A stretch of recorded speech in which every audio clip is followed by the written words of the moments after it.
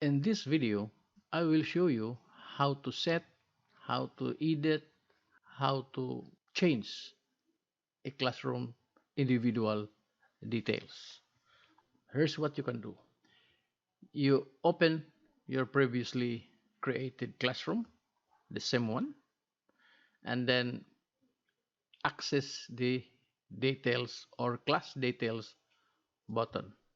So you can access the class detail button by clicking or tapping the gear button on your upper right corner besides the Google application. Here's the Google Apps. Here's the gear button. Click that and it will be bring to the class details window. As you can see, here's same one. If you like to change, just change the class name to into, for example, Ternab 1. So class description, room, section, course name, terrestrial navigation 1. Then click save. So it is changed now.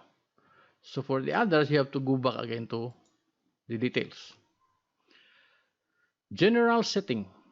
The class code, which is the code that will give access to your student in order to join the classroom. Streaming, you have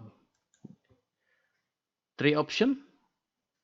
Student can post or comment, but it would create chaos on your streaming.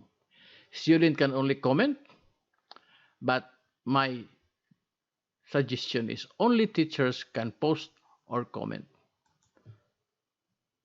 Anyway, if your student like to contact you or you contact the student, it has an option on your class record to directly contact them individually. So, Met, this is the Google conferencing option of the Google Classroom. It is embedded in the classroom. So you can generate it like this one, and an option if it will be visible to student or not, just on and off. Okay, then of course you save after change. Then let's go to the grading system. For example, you have already the grading system given by the school or your own grading system that of course will follow the policy of the school, like this one on the upper right of our window. Here's the class standing only classroom. It would, according to their policy, on the sample, this is only a sample, it's 70% of the overall grade of the student for that course, for that term. So, it has lecture, the category, and of course, laboratory. Lecture has 40%, laboratory has 60%. So, if you like to use a weighted grade on the option, so you can select here. There are 3. You can hide the overall grade, or you can only show the total points, or as normal, do weighted by category. Weighted your activities in lecture and weighted your activities in the laboratory. So let's now include the grade category. All you have to do is select the weighted by category and add category. As you can see, you will be shown here another box, the grade category. So let's put lecture. According to the system, its category is only lecture and laboratory. So lecture So let's say 40%. 40. As you can observe, the remaining that you are having only for the other category is 60. So let's put another category, the laboratory. Laboratory is 60%. Put the tab and you have no grade, meaning you cannot add more category because it will be a negative category.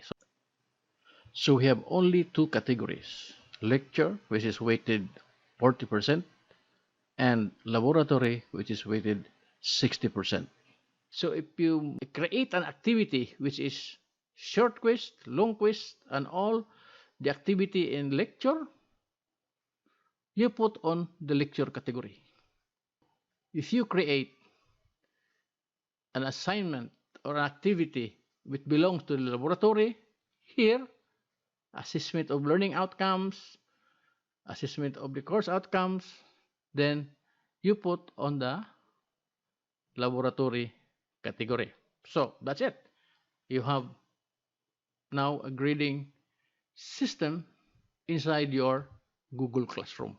Of course, you will still use your class record because it is the official class record of the school. But if your online system is set up and approved by the authority, then you can use all the functions of Google Classroom. As of now, it is only your tool so that your classroom environment can be accessed online. It is only a tool for teachers, especially now that we are in a hurry to have an online classroom or online activity. So remember, in the class details, you can change the class details, you can set the general setting, you can set the grading system. So don't forget that every changes you must save. That's all for now. See you on the next video.